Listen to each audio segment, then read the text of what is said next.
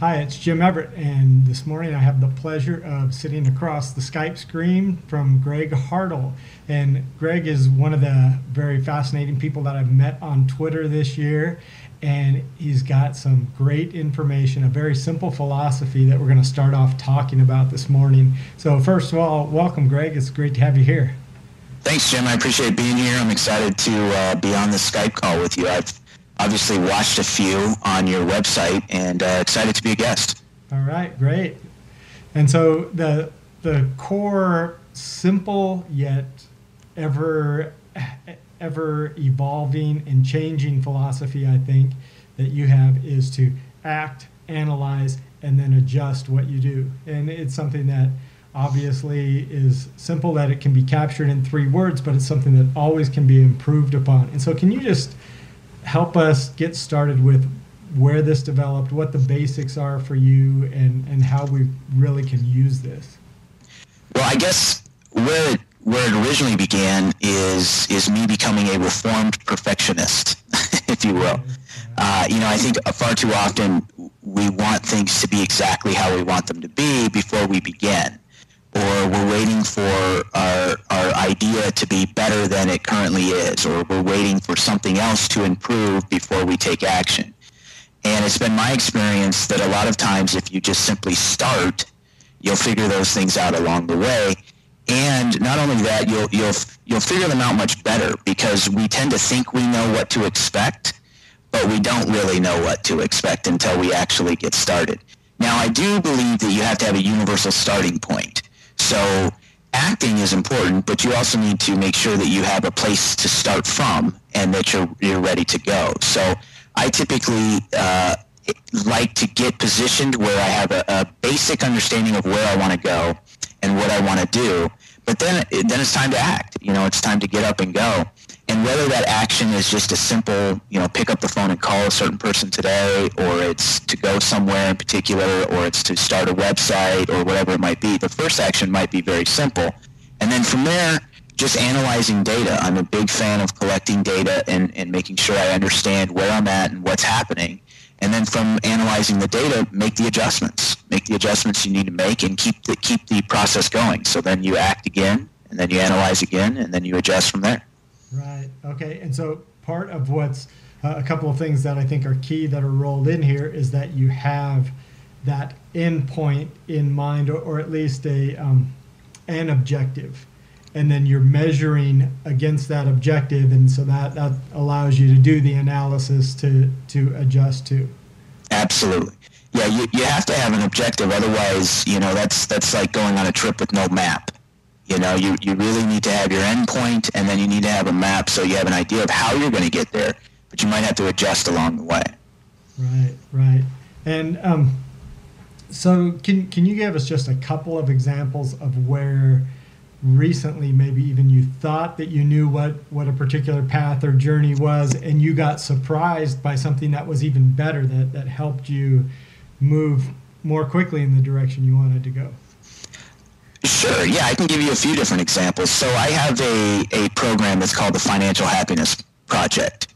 And that's an 8-week program where we help people build a solid financial foundation and really get them to understand what makes them financially happy, not just how they can make money or what to do with their money, but actually what would increase their happiness in relationship to money. And so with that project, it's always been on the back burner. It's always been a project that I've taught personally, but I've never marketed. I've never gone to public with it. It's all been through word of mouth until recently. And I decided, it was time. I was in a position and it was time to release it publicly. So when I first sat down, I had my end objective and I had to create a vision for what this was. And first I had to start with what the purpose was, and then from there what my vision was. And my vision is to have 1,000 people go through the program, 500 paid who would be paid adults, and then for every paid adult, a teenager is gifted the program for free. I had no idea how I was going to accomplish that objective. I just knew that became the objective. So all I did is start to reach out to other people I know and share it with them and ask them what would they do, how would they do it, who would they talk to.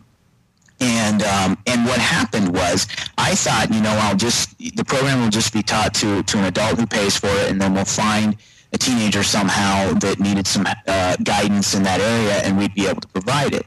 Well, what happened was I was able to connect with a couple of people unexpectedly, but by simply just starting to talk to people, and figured out that actually it was better for me to approach it from the teenager's perspective rather than the adult's perspective, because the teenagers are ready to learn this information, want to apply it to their lives, and are excited about it, where adults have tended to be less willing to make changes and in a position of where they're almost embarrassed sometimes or don't want to share their financial situation.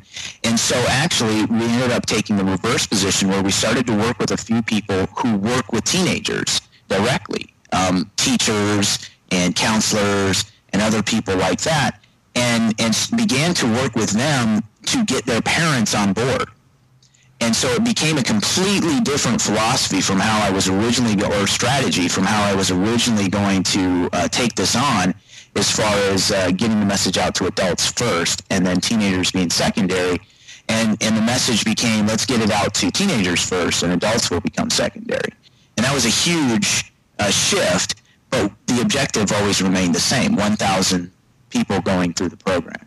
Right. Okay. And so then I love that example of just that unwavering, really objective, that this is the commitment, this is where I'm going, but then allowing yourself to have the flexibility to allow yourself to get there instead of trying to force yourself to get someplace. And we had, originally when I first sat down, I had all types of strategies for how I was going to get this message out to adults. And so, all those are still valid, absolutely, but it wasn't what showed up. And what showed up was, here's some better ways that you might be able to get this message out. And so, we analyzed that situation, we adjusted to it, and we took off that direction with it. Right. Okay. And sometimes I think people can get a little bit overwhelmed with the analysis part. And so can you help us see how that can also be very simple as well? Yeah, I'm a very big believer that you have to have metrics that you're measuring against. However, I'm also a big believer that they have to be very simple. Basically, things that you can get data on quickly, things that have an actionable step towards something, towards the objective. So collecting data just to collect data isn't going to work. It has to be something that you have an actionable step that you can take after you review the data.